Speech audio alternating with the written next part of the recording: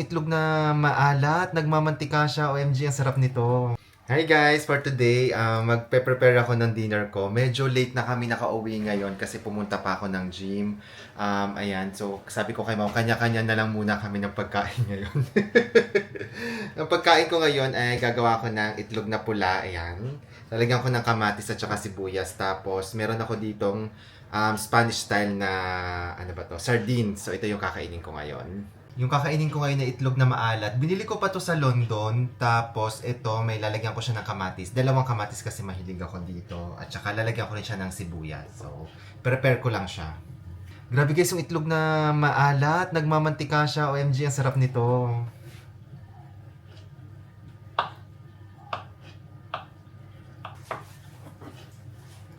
Ito na guys, yung ating itlog na maalat. Tapos nilagyan ko lang ng kamatis at saka ng sibuyas. Tapos itong sa Spanish sardines, pwede naman na itong kainin ng ganito. Kaya lang, nilagay ko kasi siya sa ref kasi napuksan ko na to. So, ang gagawin ko, mainit naman bagong saing yung aking kanin. Kaya, isasapaw ko na lang siya. Di ba masarap yung ganon? So, ito guys, yung ating kanin. Ayan, umuusok-usok pa.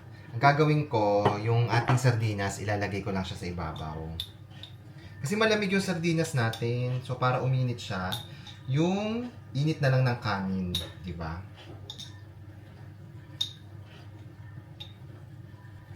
So ito guys, ito na yung ating dinner. Sardinas lang, tapos itlog na maalat na may kamatis. So, kain na tayo. Kain na tayo! Grabe, nakakamiss yung mga ganitong pagkain. Alam niyo nung bata ako, paborito ko yung mga ganito. Kasi kapag hindi nakakapagluto si mama nun, ang mga inulam namin itlog, tapos itlog na maalat, tuyo, at saka, hindi na kami nagre-reklamo kasi kahit ganun yung ulam namin, masarap naman. Harap. So, lagyan natin ng itlog na maalat na may kamatis. Grabe, dami kong pagkain. Dami kong nalagay. Gutom na gutom kasi ako. Okay, kamatis. At itlog na maalat. Sarap. Ang sarap ng ganitong klaseng pagkain, guys. Yung parang simple lang siya, pero ang sarap. Ang sarap nitong itlog na maalat. Nabili ko pa to sa London. Wala nitong nagtitinda dito sa Guernsey nito. Pero sabi nila, madali lang naman daw gumawa nito. Tsaka kahit chicken egg yung gamitin, okay lang daw. Kaya, tatry kong gumawa minsan nun. Tapos meron pala ako ditong pansit canton. Kasi si Mau, sabi niya magpapansit canton daw siya. So, nanghingi ako ng konti. Grabe, sobrang combo ng pagkain ko. Medyo hindi siya healthy, pero masarap. Kaya okay lang yun.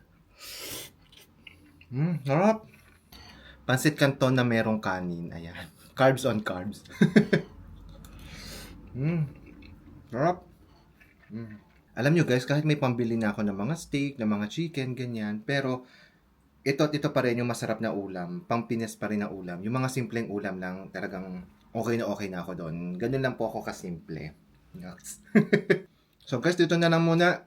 Tapusin ko lang po tong dinner na to and thank you po pagsama sa akin. And enjoy po yung dinner. Grabe guys, no?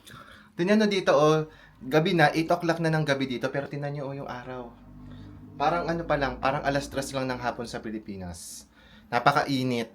Ayan. Pero gabing-gabi na po dito. 8 o'clock na po. So, ayun po. Thank you po sa pagsama sa akin, guys. Bye-bye!